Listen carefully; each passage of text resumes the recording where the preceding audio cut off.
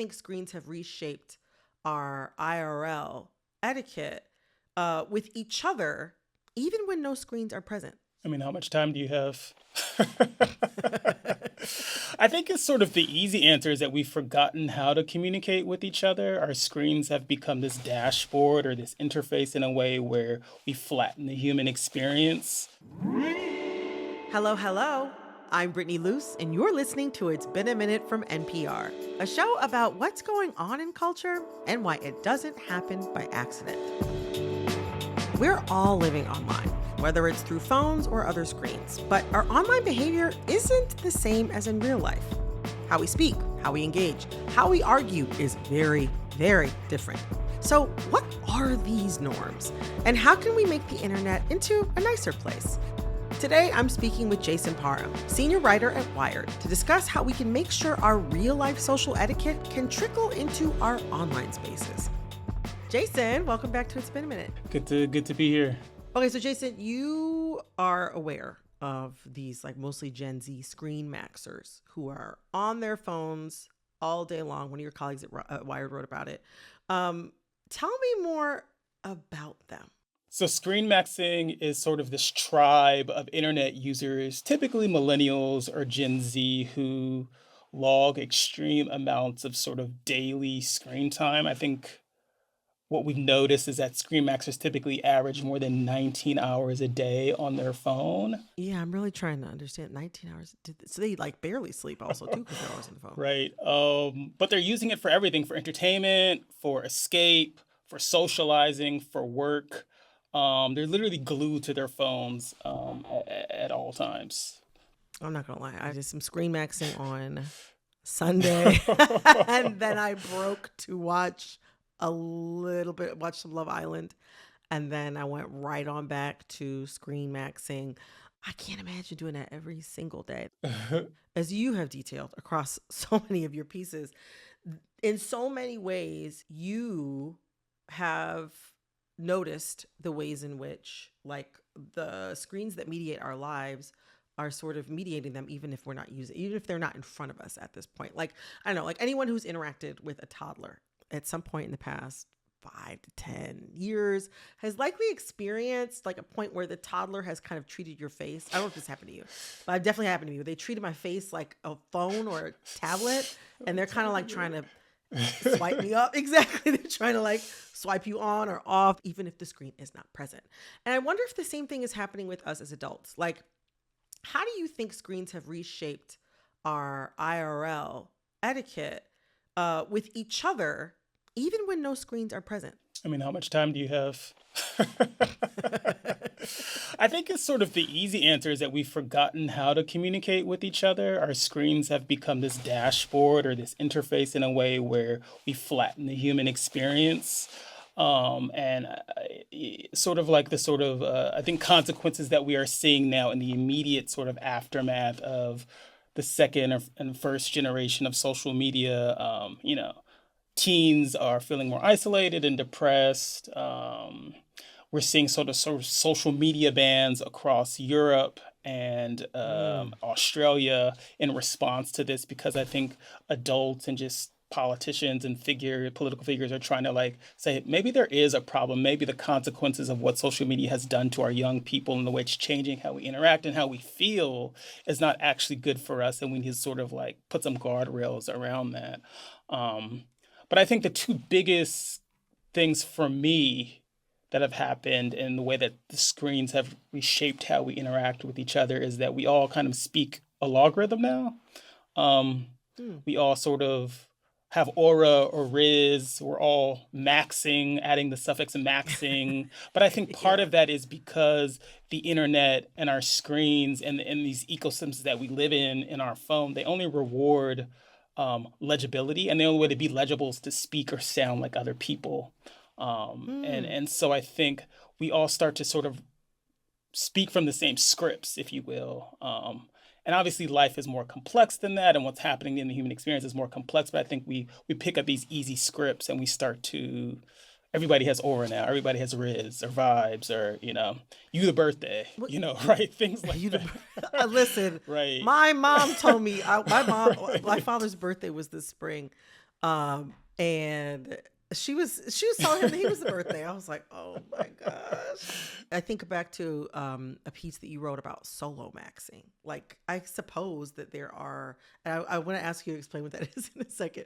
I suppose there are points in my life in which I was solo maxing. I mean, I have been known to decide that I'm like not dating for 2 months and undergoing a personal transformation, or at least feel that I'm undergoing a personal transformation, by spending time by myself and thinking deeply and journaling and all this sort of stuff like that. But it's not necessarily the same as looking in a mirror. It's kind of like viewing yourself through a digital lens and thinking about how you are experiencing life compared to so many other people, in comparison to yourself. Right. Yeah, so solo maxing is this newish trend among young people, again, who are obsessed with this idea of personal self enhancement.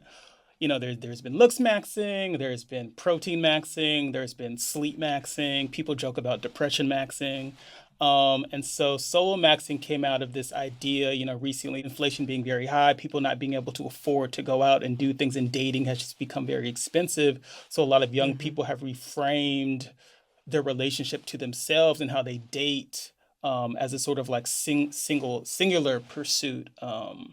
And so it's all about the single lifestyle and going on all these Mm-hmm. side quests by themselves and doing things, just kind of like living a very happy and fulfilled singlehood, if you will. I think there's something very beautiful about that. Like, I think that, like, having the skill of being confidently and happily alone, or doing things on your own, being independent in that way, I think it's so healthy. I think it's a wonderful thing.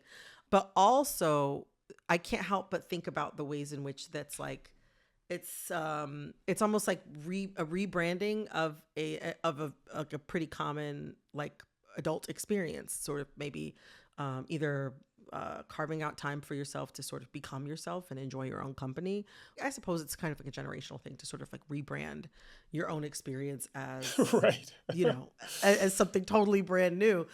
Which we It's can just get very into. I interesting think to. there is some psychology behind that I want to get into, actually. Why? No, Yeah, no, yeah, share, yeah. go ahead. I think part of that, one of the other reasons I think the screens have reshaped our relationship to the people around us and how we communicate, is it's turned us all into main characters. And so we rebrand our Mm, experiences as these sort of like personal self pursuits, where we are sort of the main character in them, pulling from these easy scripts, pulling from these sort of algorithms speak in a way that, we become characters on our phones, right? And we respond to each other like we're characters. So I think solo maxing is also part of the sort of that as well. you were saying that basically, like, screens have kind of, like the sort of screen mediated experience has shifted us from thinking, like, about, like, how should I act, or what should I say in a given situation, to, like, shifting to a place of thinking, like,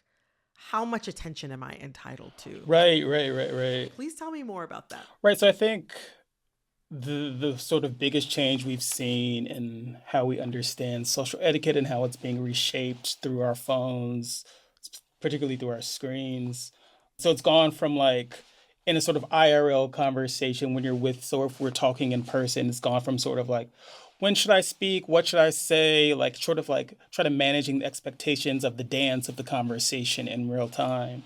Mm-hmm. To, I think through our phones, it's sort of like, well, how much attention am I entitled to now? How much of a main character am I allowed to be? How much of this experience that I'm having on the internet, which is largely for a lot of people is sort of like single user experience, how much of that am I entitled to? And how much leeway will people sort of like give me to sort of do that, or respond to that? What do you mean by single user experience? Just like a gaming term, I think sort of before social media, before we all sort of came together on these main avenues and these main sort of cultural marketplaces, I think a lot of people were navigating the internet, in their own sort of like POV experience, right? Whether that was in chat rooms, whether that was on message boards, it was sort of Mm-hmm. like we all come to the internet from a different space, and we all sort of navigate it in a different way, even though we're all, we're both on X or Instagram, or we're on Facebook, and these sort of platforms do exist, but we're navigating them in sort of disparate ways that aren't the same at all, even though the platforms themselves haven't changed. Even though it's called social media, there's a very intense antisocial bent to a lot of the way that people behave online.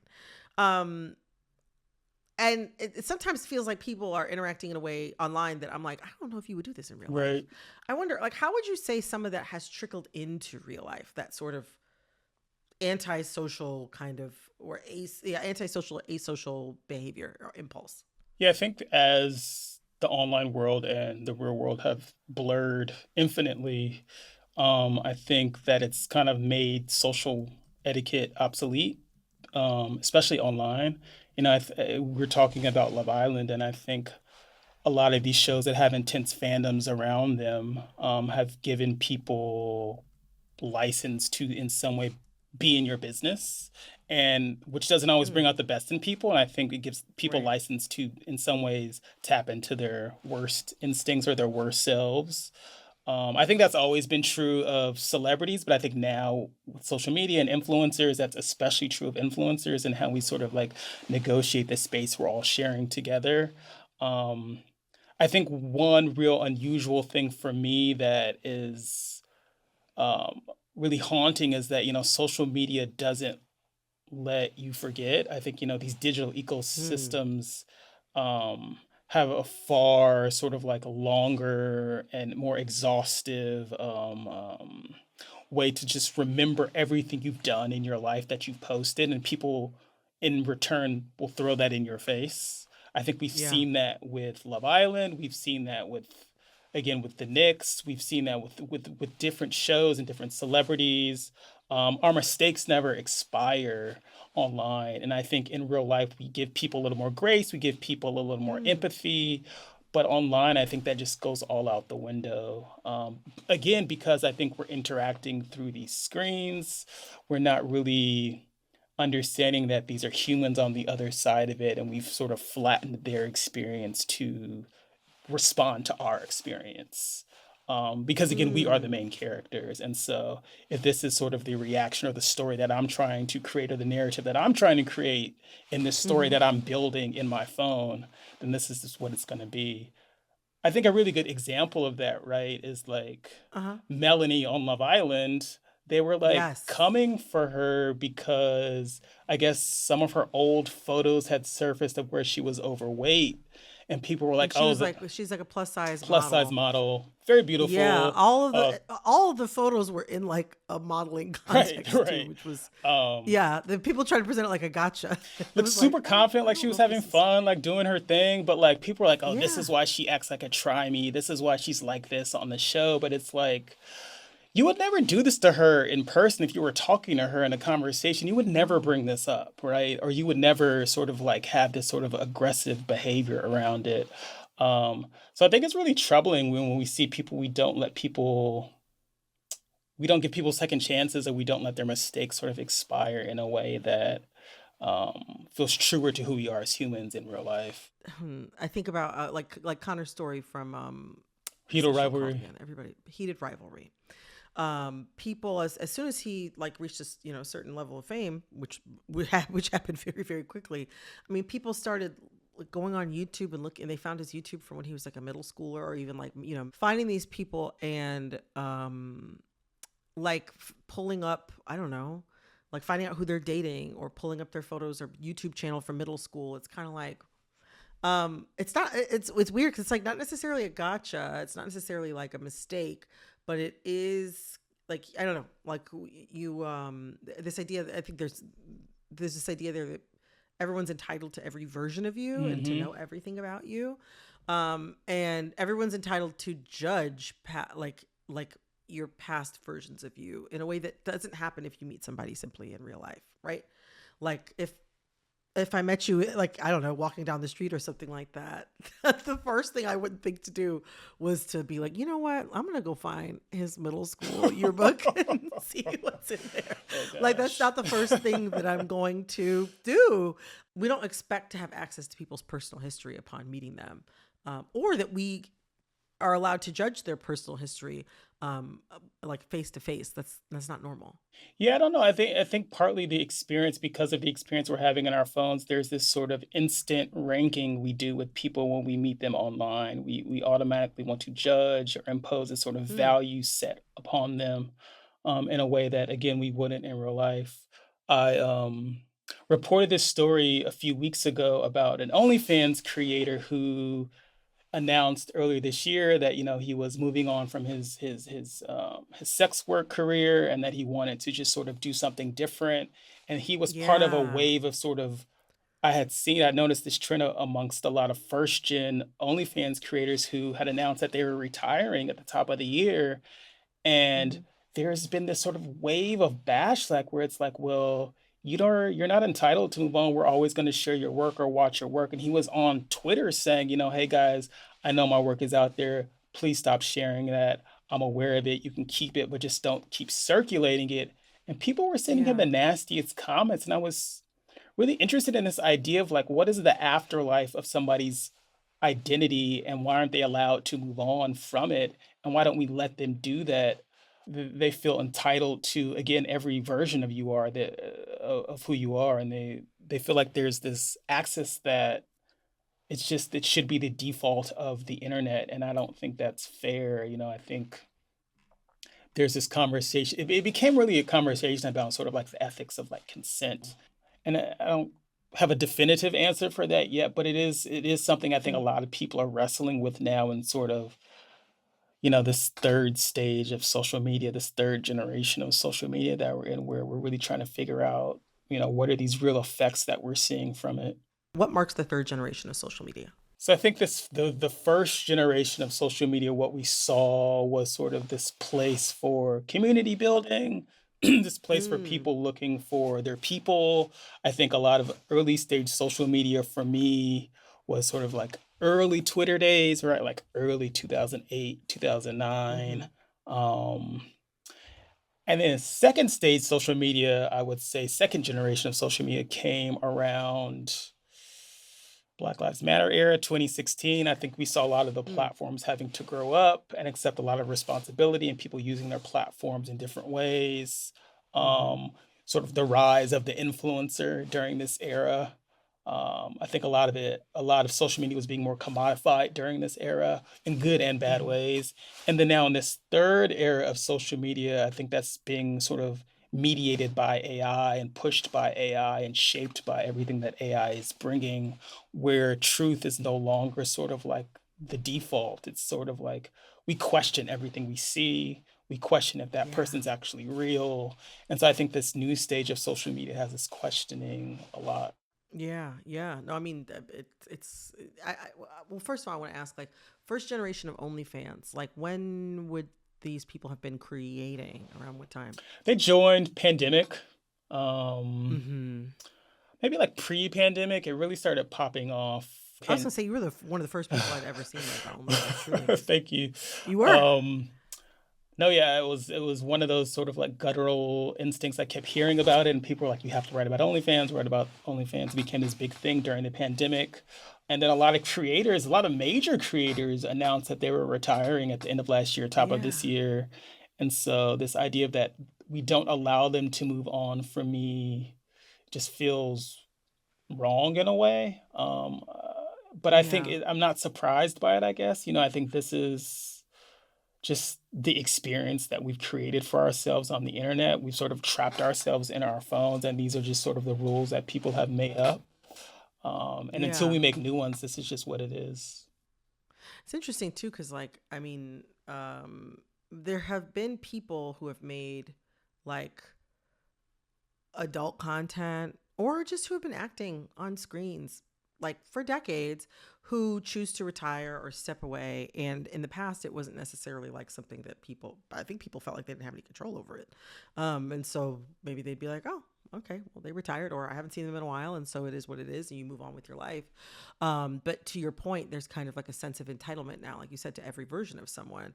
I mean, it's like if there were still a Gap store at 17th and Fifth Avenue in Manhattan, and people went there looking for me to fit them for a bra, that would be weird. That would be weird. I haven't worked there since 2008. or 2007, one of the two. So that would be strange if someone did that. But we don't necessarily think about it that way when it's somebody who, I don't know. It's like yeah, we don't think about it a different way. We have talked a lot about like things that we've lost through through through sort of mediation of screens in our lives. But I wonder, do you think there's anything that we've gained, any ways in which the way we interact with each other in real life has been improved in some way by having screens mediate so many other aspects of our lives? Oof. I'm a bit of a Despicable. pessimist when it comes to social media these days. So gosh, it's hard for me to find something that's, I don't know. Yeah, I don't have an answer for this one, unfortunately. I had to ask. Um, I guess the definitive answer, it sounds like, is that you can't necessarily say yes that anything has gotten better. But I think we're too close to it still. I think we're still in the muck of it, and it's hard to really say. I think a lot of the immediate positives that we found, community, um, finding a sense of self, doing all these things online that brought us joy, I think now have been corrupted by a lot of big tech platforms, by a lot of like corporations in Mhm. ways that I think people just it's really changed the experience we have not only online but through our phones in a way that I still think we're reckoning with daily. It's just hard to come out of that. Yeah. How do you see dead internet theory like fitting into all this? Like for people who don't know, dead internet theory is the idea that the internet is no longer a human centric place. And instead, most of the content, interactions, and social media accounts on the internet are actually bots. Like to put it plainly, dead internet theory posits that a lot of what we see online is fake. Fake accounts, fake posts, fake videos and images. How does that play into sort of our withering etiquette, like both online and offline? I mean, it is our reality. AI is certainly supercharged dead internet theory. I think there was a study that came out last year that's suggested, I believe, more than 50% of the sort of articles generated online were fake. It's scary, but I think that we already live in that reality in a way that a lot of people just don't have the digital literacy for and ways to navigate that. And so I think, right, when you fundamentally change who you engage with online from humans to bots, that changes how we engage, right? And so we're all speaking from the feed, we're all speaking a logarithm. And so I think that's what, for me, the fundamental change is really it's sort of like it opens us and makes us more vulnerable to things that we not only don't have control over, but are being used in a way that aren't sort of positive or might have negative effects in the ways that we can't see it just quite yet. I don't know. I'm just thinking about like sort of having this reality that we live in, like you said, our lived experience. Um, Being in a way poisoned by the fact that like online, a lot of people are fighting with fake accounts, following fake trends, Right. reacting to fake outrage, and also could be absorbing and then reenacting the bad etiquette of a fake social media poster, like all in pursuit of, as you said, becoming the main character for, a few hours or a few days or a week or whatever. In this scenario, it's kind of like you're shadow boxing. Like you're shadow boxing an opponent who is always ready. Because like bots don't need to sleep and fake accounts don't need to eat and they don't have to go to work or pay bills. Like this is just, there's like a way for you to constantly engage, become the main character, or it maybe if some people like this, but you could also become the donkey of the day. Um, But I think you it's could it's also kind of become like the donkey of the day. when there is sort of like no fundamental basis for truth, we have to sort of start performing reality. So you see a lot more AI influencers. You see people making up these trends. You see sort of like all these like bots and scammers sort of proliferating across the social web. And so I think through screens, we sort of have to reinvent ourselves as main characters because there's just sort of this appetite for theater for we sort of play into the legibility of it, right? We have to sort of give into the virality because we want to be legible. Yeah. And being legible is just saying we want to be seen. And really that is really human at the end of the day. But I think there's sort of like a lot of difficulty and around it. It can't be healthy for all of us to be communicating like this all of the time or thinking about ourselves like this all of the time.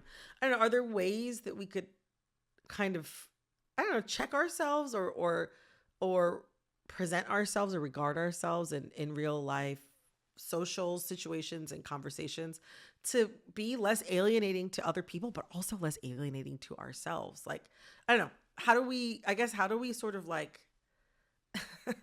people used to say this a lot when I was, I don't know, when I was younger, like in college age, be here now. How can we be here now? Like, how can we kind of, put some separation there for ourselves and actually be in the real world and act like real people? Yeah, I think this is something that maybe it's because I turned 40 in January and I've been going through like a mini midlife crisis and like, what do I want to be? What do I want for myself in this next decade ahead? But I think part of that for me looked like just setting better boundaries. And so at the top of the year, I became what my colleague eventually called a D&D maximalist. I am now have my phone on do not disturb 24 hours a day. I have no notifications going off Oh, on my phone. oh, Um, and I still check my phone just because I've been on the internet for so long. I just muscle memory. I'm always grabbing for my phone. But I think the sort of I was looking for a way to shut out a lot of the noise and the constant churn of media and consuming internet and just everything that's coming at us all the time. mm-hmm. But I think for me, it's reestablished a healthier relationship to myself and just sort of how I interact and engage with people through my phone and online. I love that. I am also a D&D maximalist. I'm a D&D warrior. I do. I'm like, I get no notifications. My phone does not vibrate. My phone does not ring. And to your point, like, I think people are annoyed sometimes that I like don't pick up, that I don't immediately, whatever. But, I'm sure for my job, and I'm sure for yours, it's like your phone you probably reach a point where your phone was going off like all of the time. Yeah, I love the idea of like returning to a place online where we do respect people's anonymity. I think for me, I was sort of an AOL sort of like messenger. I was on there all Oh the yeah, time when it first all came the out and time. dropped back in the day, right? I think my first screening was like Rock Vet 1 because I was just obsessed with like Jay-Z and Rockefeller Records back in the day. But I think there was something very freeing and very innocent about this sort of early days of the internet in that way, where it's sort of like we're just kind of here to like learn about each other, and I think we weren't really yet placing these sort of like value sets on each other. Yeah, so I love the idea of like returning to this space where we do sort of allow for more anonymity around the people we are online. Also, I have a rule like if you wouldn't say this to somebody in person, don't say it to them online. Like I think a lot of people talk out the side of their mouth online, whether again if it's to sort of Love Island contestants, whether it's to Knicks, whether it's to Mm. whomever. But my rule of thumb is like if you're not actually willing to say this to somebody's face, then I don't think you should say this to them on the internet. And I know people feel more emboldened because there is that barrier, that there Yeah. is that sort of separation, but I think it's doing a disservice to, in some way, the experience we're all having online. I also feel like something that people used to do that they don't do anymore. There was kind of like a separation of church and state with regard to people who were sort of like in the public eye, like celebrities and also just public figures more generally, and regular people online who are not public figures. My job is to host this show and maybe perhaps be a likable person, but I don't have to be like beloved by everybody or anything like that. And I kind of think that people should get back to that. Yeah, I think part of what's changed again, I think we're all characters now. We're all to Kyle's point, like everything is a show, and we're all characters in it at this point. So I think there's this impulse to bring people into your orbit and fit them into your narrative, whatever that is. And so that may be tagging somebody, that may be talking sideways to somebody online, that may be all sorts of things. Definitely not healthy. It's not I do love this idea of, you know, a separation of sort of like church and state online. That'd be another thing I've been thinking about too. I think because we're both, I think, deeply online people, it'd be great if like the internet shut off like twice a week. Listen, I've been saying Wednesday and Saturday, the internet should shut down for 24 hours. I think it needs to shut down for 2 hours a day. I think we can, as city, state, county, government, federal level, we can figure out the workarounds for people who work during those times, whatever it is. Or maybe everybody has the 2 hours a day, like where it has to be shut off for them personally. It's like legally mandated, yeah. And we can, yes, but the internet needs to shut off for 2 hours every day. I think that sometimes you need a break, whether it's touching grass, maybe it's phoning a friend. You know what I'm saying? Maybe it's reading a book. Hitting the library, taking a nap. What we need to do something. I agree with you. It can't be the unfettered access that we have this far. And I say this as a person who's like, my phone is right in front of me and my eyes are on. And I know as soon as we finish this conversation, I'm about to be checking to see if there are any new Love Island takes. Beyond what people have already shared last night and early this morning, I'm going to be looking for. I'm going to be like, all right, what's going on? What do we think about chaos going on in Casa More this week? Exactly. Oh my gosh. Well, Jason, thank you so much. Thank you for having me. I always feel better about online life after I talk to you. So thank you. Thanks for having me. That was Jason Parham, senior writer at Wired, covering internet culture and online dating.